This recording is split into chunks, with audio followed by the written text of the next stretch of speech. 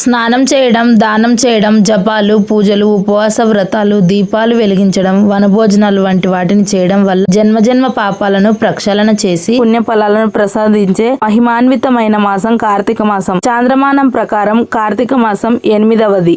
శరదృతువులో చంద్రుడు కృతికా నక్షత్రంలో ఉండడం వలన ఈ మాసానికి కార్తీక మాసం అనే పేరు వచ్చింది. నా కార్తీక నమో మాసః న దేవ కేశవాత్పదం న దేవ సమం శాస్త్రం న తీర్థం గంగా యథాస్తమం అని స్కాంద పురాణంలో పేర్కొనబడింది. అంటే కార్తీక మాసానికి సమానమైన మాసం లేదు, శ్రీ మహావిష్ణువుకు సమానమైన దేవుడు లేరు, వేదములతో సమానమైన శాస్త్రం లేదు, గంగతో సమానమైన తీర్థము లేదు అని అర్థం. సూర్యోదయం కంటే ముందు పూజ చేసుకున్న వాళ్ళకి సంవత్సరం మొత్తం పూజ చేయని పాపమైతే తొలగిపోతుంది. నేనైతే మా ఇంట్లో ఈ విధంగా దీపాలు వెలిగించుకుంటాను. ఈ రోజు లిల్లీ పూలతో దేవుణ్ణి అయితే పూజించాను. ఫస్ట్ టైం నేను ఈ పూలతో దేవుణ్ణి పూజించడం. అన్ని రకాల పూలతో పూజించాను, కానీ ఈ పూలతో అయితే ఫస్ట్ టైం పూజించాను. మా ఇంట్లో మా అమ్మాయి పుట్టినరోజు, నా పుట్టినరోజు, అలాగే మా మ్యారేజ్ డే అన్ని ఈ మాసంలోనే వస్తాయి. కాబట్టి ఈ మాసంలో ఎన్ని రోజులు వీలైతే అన్ని రోజులు అయితే పూజ జరుపుకుంటాను. ఈ చిన్ని వీడియోలో మీకు ఏ పాయింట్ నచ్చింది కామెంట్ చేయండి. వీడియో ఎవరైనా కొత్తగా చూస్తున్నట్లయితే సపోర్ట్ చేయండి. న్యూ ఇయర్స్ అయితే కనుక ఛానల్ సబ్స్క్రైబ్ చేసుకొని కామెంట్ చేయండి. మరో మంచి వీడియోతో మళ్ళీ కలుస్తాను.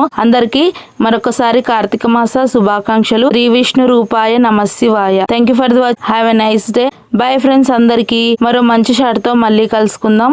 చామంతి పువ్వులు దొరకలేదని మా వారు ఈ పూలైతే తీసుకొని వచ్చారు. ఇవి తిరుపతిలో స్వామివారికి బ్రహ్మోత్సవాలప్పుడు మాల కట్టడానికి కూడా ఉపయోగిస్తారంట. ఈ పూలుని వాడవచ్చో లేదో నాకైతే తెలీదు. మీకు తెలిస్తే గనక కామెంట్ చేయండి.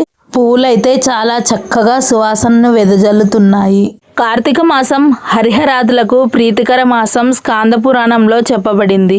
ఓం నమః శివాయ.